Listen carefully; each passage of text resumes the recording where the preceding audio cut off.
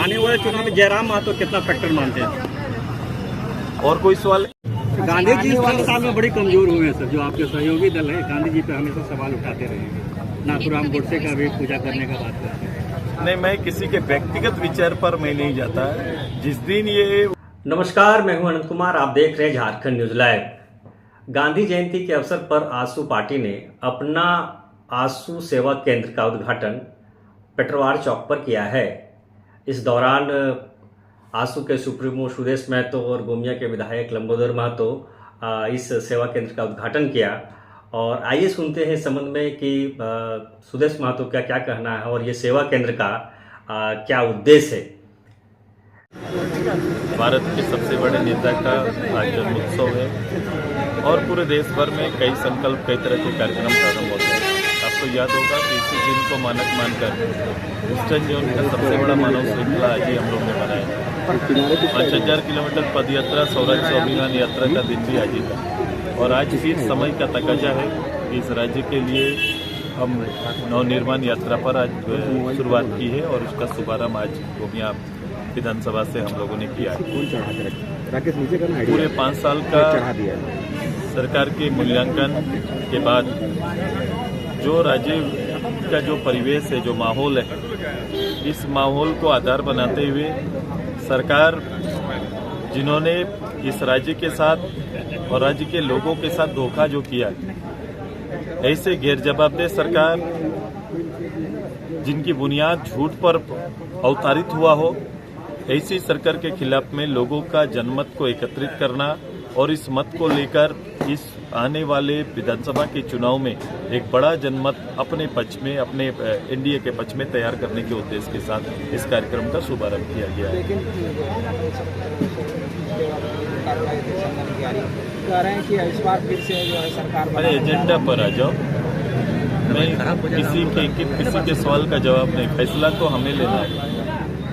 और आप एनडीए के फोल्डर में अभी चर्चाएं चल रही है। हमारा जितना दौर का बातचीत चला है, मैंने राज्य के एजेंडों को प्राथमिकता रखा है कि राज्य की जो बेसिक चुनौतियां हैं उस पर हम सबसे पहले आपस में संवाद करें कि 24 साल हो गया, 25वां साल युवा अवस्था पूर्ण रूप से हम प्रवेश करेंगे, लेकिन कई ज्वलंत मुद्दे हैं जो प्रारंभ से अभी तक हैं। इन मुद्दों का जब तक हम सकारात्मक पहल नहीं करेंगे, हल नहीं करेंगे, तब तक केवल राजनीति और सरकारें तो आएंगी, लेकिन लोगों को और लोगों की भावनाएं छूट जाएंगी। इसलिए राज्य की आवश्यकता के आधार पर हमारी तैयारी है और हम ऐसे बुनियादी विषय जो राज्य गठन के उद्देश्य रहे हैं और निश्चित रूप से इस राज्य की एक बड़ी आबादी उस उद्देश्य को पूरा होते हुए देखना चाहती है, उसके पक्ष में कई सामाजिक सरोकार के विषय हैं, कई राजनीतिक विषय हैं जिसकी पहल राज्य और केंद्र सरकार को संयुक्त रूप से करना है। इन सारे एजेंडों को तैयार करने में अधिकतर समय हम लोग ने दिल्ली वार्ता में अपना समय रखा है। हाँ, सीट शेयरिंग का भी एक विषय है और हम लोग सीट शेयरिंग करेंगे और एक बेहतर रूप से ये चीजें प्रत्यक्ष रूप से, सामूहिक रूप से आपके बीच में आएंगी, जिसमें सभी का ख्याल किया जाएगा। उसमें चंदन क्यारी भी होगा, बेरमो भी, सभी का ख्याल किया जाएगा। सर, ये आज आपने जो अपना 24x7 आज ये कितना मेरे राजनीतिक जीवन का और हमारे राजनीतिक जीवन में होने का और एक लोगों की अपेक्षाओं की पूर्ति के लिए नए तकनीक से लोगों तक पहुंचने का और उनके संवाद को अपने तक लाने का एक पहल हमने प्रारंभ किया है। ये ऐसा एक केंद्र होगा जहां पर लंबे समय तक अपनी बातें अपने प्रतिनिधि तक नहीं पहुंचाने वाले ऐसे अदना सा परिवार भी अपनी बात को सीधे हम तक, डॉक्टर लंबोदर महतो तक पहुंचा सकते हैं। ये सुविधा उन्हें बहाल कर रहे हैं। एक आवेदन भरने के लिए आपने देखा कि सरकार के 4 अभी जन अदालत लगे, जनता दरबार हुए। इस दरबार में लोगों का आवेदन जमा हुआ, आवेदन का कोई रिजल्ट आया नहीं, आवेदन का कोई जवाब नहीं आया। ये ऐसी व्यवस्था होगी जहां एक टोल फ्री नंबर से अपने घर से आप फोन करेंगे और फोन करने के बाद वो आपका विषय, आपका बोला गया विषय की एक लेटर बन जाएगा और उसी लेटर पर हम आप तक पहुंचेंगे और आपको सहयोग करने का काम करेंगे। मैं ये कह रहा हूं कि जब पूरी सरकार सो जाएगी तो भी आजसू आपके लिए जागा रहेगा। ये तैयारी हमारा चल रहा है। लेकिन इस सरकार तो कह रही है कि झारखंड सरकार हमने जो काम किए 5 साल में वो 18 साल में 19 साल में नहीं हुआ।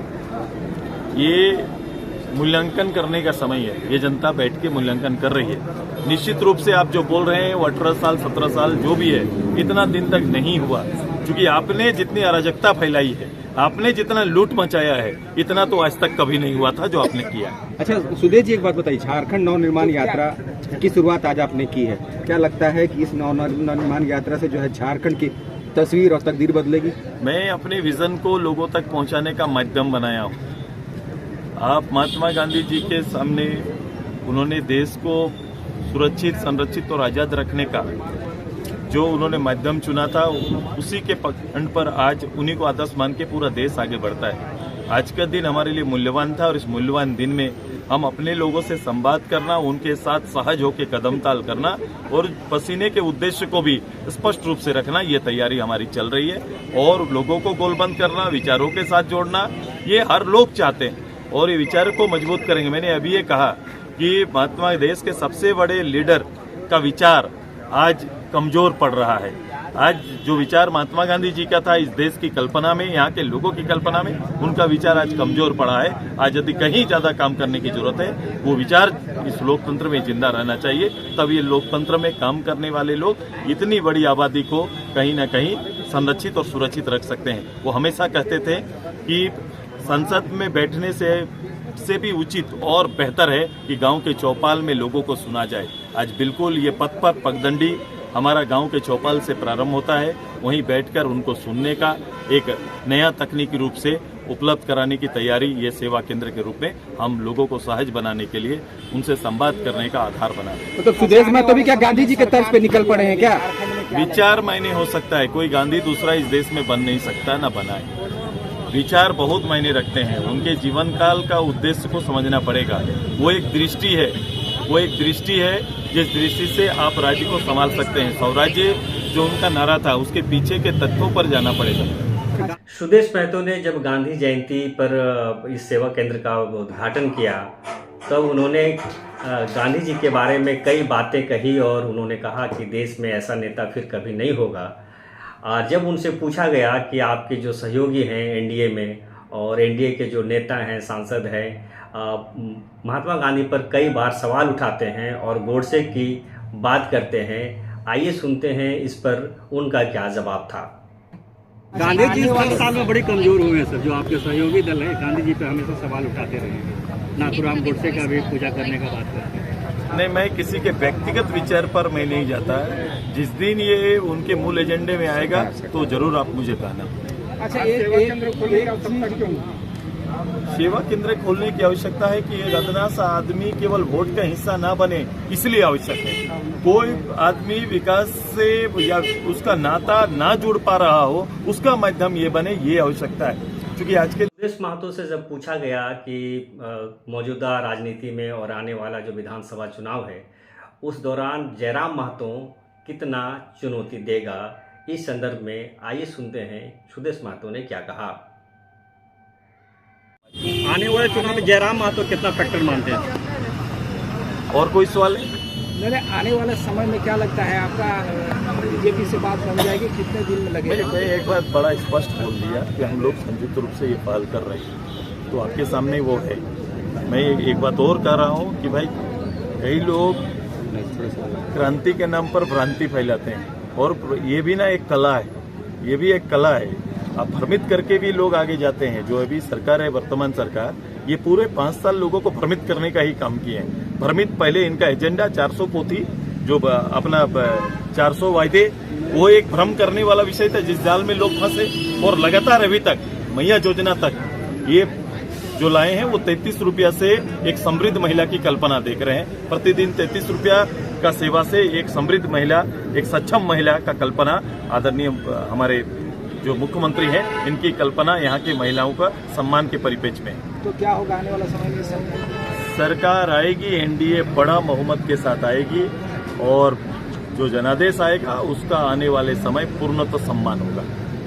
अभी तक यदि हमारे चैनल को सब्सक्राइब नहीं किए हैं तो कृपया सब्सक्राइब कर दें, लाइक कर दें और बेल आइकन का घंटी बजा दें और हो सके तो शेयर कर दें।